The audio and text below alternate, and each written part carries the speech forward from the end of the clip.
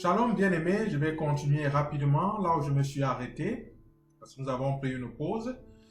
J'étais en train de parler, je pense, du verset,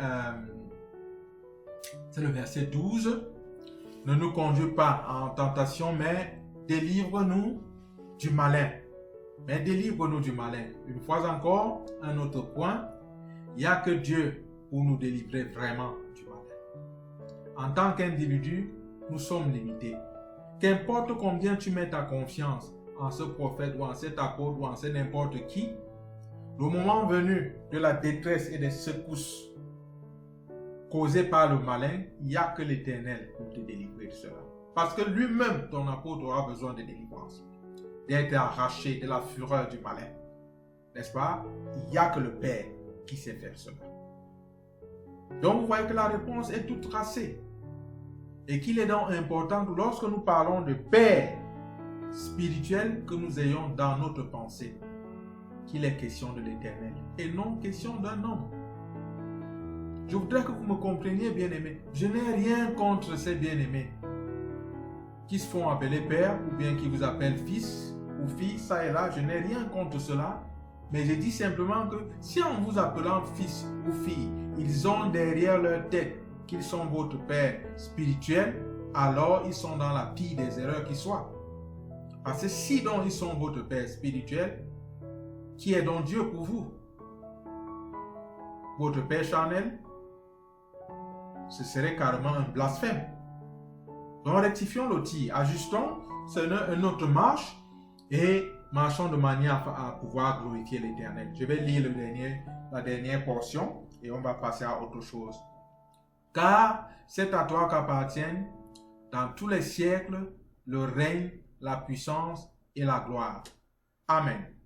Le règne, la puissance et la gloire appartiennent à notre Père spirituel, notre Père qui est dans les cieux.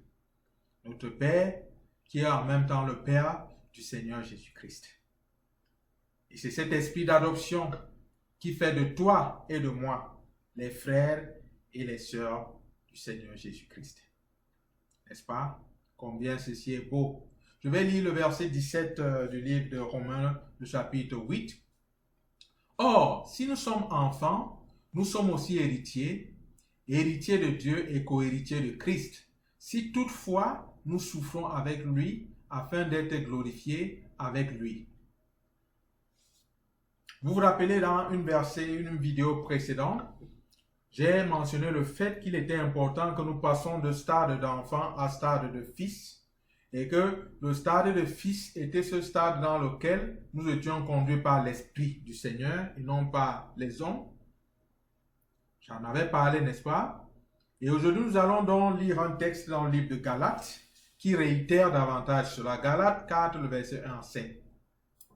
Or, aussi longtemps que l'héritier est enfant, je dis qu'il ne diffère en rien d'un esclave, quoiqu'il soit le maître de tout. Aussi longtemps que l'héritier est enfant, je dis qu'il ne diffère en rien d'un esclave. Si nous choisissons de rester au niveau d'enfant, de bébé spirituel, nous sommes des esclaves. Et je crois qu'aujourd'hui, dans l'Église, il y a beaucoup d'esclaves. Parce que nous avons choisi de rester à ce stade où nous ne sommes pas conduits par l'Esprit de Dieu.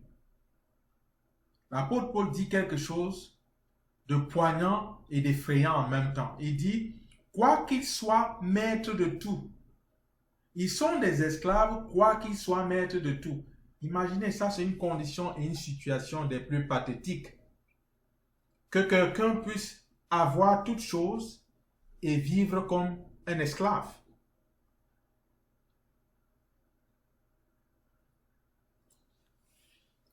Le Seigneur fait une déclaration par la bouche du prophète et dit, « Demande-moi et je te donnerai les nations pour héritage et les extrémités de la terre pour possession. » Et c'est exactement ce qu'il dit. Je parlais de la moisson. Vous voyez, Je n'aime pas souvent parler de ce genre. Il y a des choses que j'ai aujourd'hui, je n'ai pas prié pour ça. Des choses que plusieurs convoitent, que les gens mettent des jeûnes et des, je sais pas moi quoi, des jours et des nuits à jeûner et qui néanmoins n'ont pas cela, je n'ai pas prié pour ça. Et c'est venu.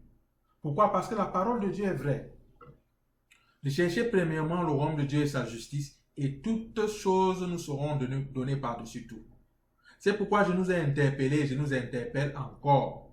Levons nos yeux, portons nos regards vers la moisson. Restons attachés au Seigneur Jésus, laissons l'Esprit du Seigneur nous guider, et voyons par la suite combien l'Éternel va se déployer pour s'assurer que nous ne manquons de rien. Quand je dis ne manquer de rien, cela veut dire qu'au-delà de tout ce que nous aurons, il y aura aussi la persécution.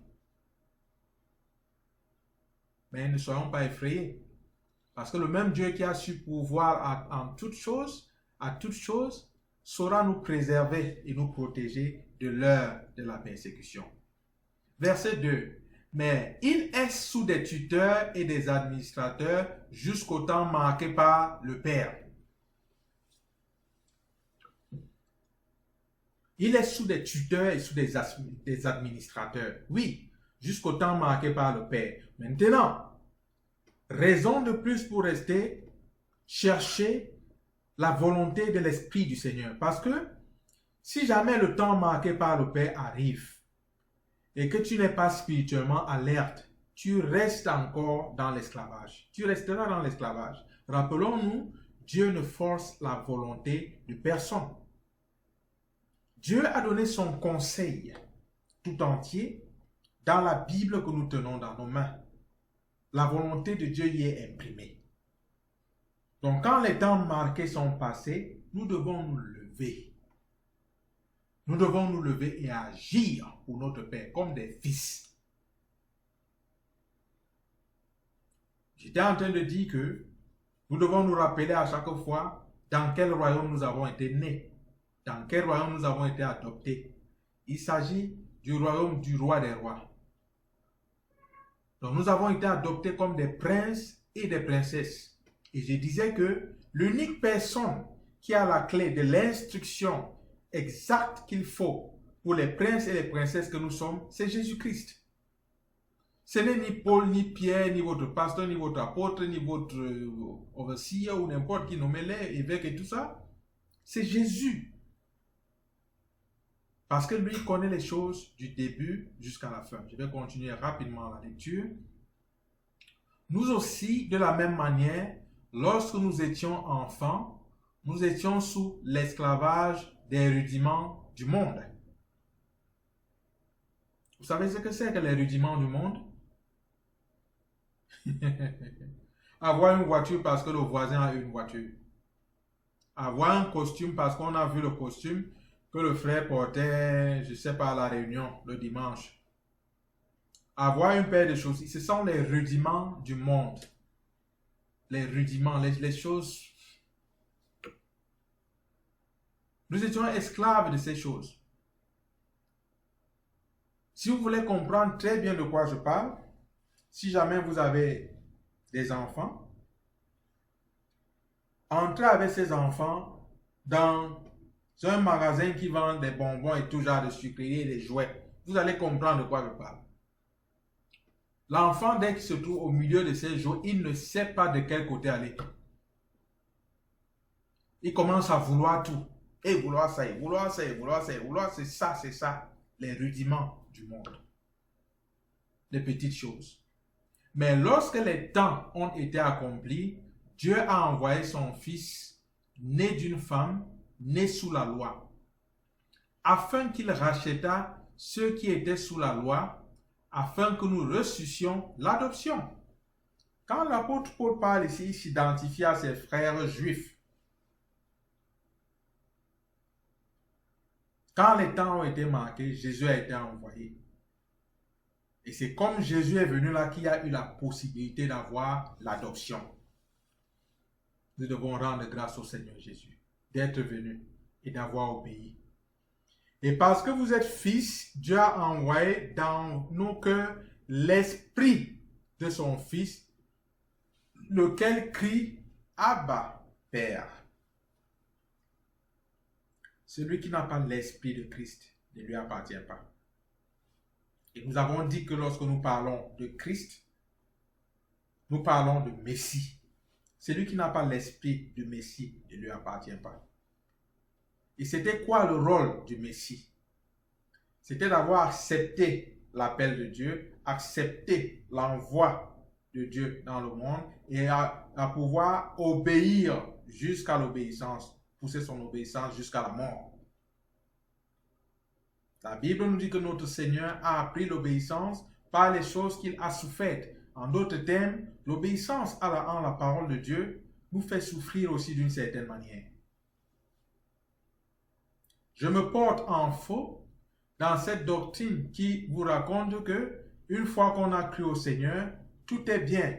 Il n'y a plus de souffrance, il n'y a plus de difficultés. Je me porte vraiment en faux parce que je ne vois pas cette vie-là dans la vie d'aucun disciple, aucun apôtre du Seigneur, aucun prophète du Seigneur, aucun envoyé du Seigneur. Je peux vous présenter les difficultés de Moïse. Je peux vous en présenter pour ce qui concerne Jérémie, Ézéchiel, Jonas. Nommez-les Jean-Baptiste. Jean-Baptiste a eu sa tête arrachée à cause de cette foi. Sa tête coupée. Je ne sais pas si c'est l'une des raisons pour lesquelles je n'aime pas les anniversaires. Sa tête a été coupée. Nommez-les. À moins que vous ne soyez pas sérieux pour vous tenir devant le peuple de Dieu et leur raconter des balivernes selon lesquelles lorsqu'on a cru au Seigneur Jésus, toutes les difficultés sont parties, tout est la vie en rose. C'est un mensonge. C'est un mensonge du diable. Et ça fait à ce que quand les enfants de Dieu ont des difficultés, ils croient peut-être qu'ils sont maudits. Ils croient peut-être qu'ils ne sont plus dans la volonté de Dieu, non? Les difficultés font partie de notre lot en tant que croyants. Jésus a été clair. Il dit que si le monde m'a détesté, ou bien comme le monde m'a détesté, il vous détestera. Jésus va plus loin en disant que s'ils ont fait cela au bois vert, qu'en sera-t-il du bois sec? Bien-aimés, je nous souhaite et je nous encourage, pendant que nous sommes en train d'entrer petit à petit dans cette nouvelle année, de pouvoir ajuster le tir, ajuster la façon dont nous percevons l'œuvre du Seigneur, ajuster la façon dont nous percevons l'évangile et marcher comme le Seigneur le veut. Levons les yeux. Cessons de garder les yeux là sur les choses qu'on a fabriquées, les choses. Non, non, non, bien aimé. C'est tellement bas. Notre appel est plus élevé que cela. C'est un appel divin, bien aimé. Et j'aimerais insister là-dessus. Rassure-toi. Au moment d'évaluer ce qui s'est passé dans ta vie à la fin de l'année 2021, je souhaite que tu n'attendes pas jusqu'à cette fin. Regarde dans ta vie et vois combien de missionnaires tu as adoptés. Des missionnaires pour aller dans le champ de mission. Comme tu dis que tu es trop paresseux, ou bien que tu as trop peur, tu ne peux pas aller, adopte une personne. Quand je dis d'adopter, c'est de pouvoir en prendre soin. Envoie-lui de l'argent dans le champ de mission. Envoie le matériel. Aide peut-être à ériger, je vais dire, une salle de réunion pour les enfants de Dieu dans ce champ de mission. Soutiens cette famille qui est en train d'avoir des difficultés, même à pouvoir manger dans des champs de mission ou bien dans les régions de la terre où vraiment on déteste le chrétien, où il y a une hostilité sans nom vis-à-vis de ceux qui croient en Christ. C'est ce à quoi le Seigneur nous appelle. C'est ce dans quoi il faut occuper notre cœur.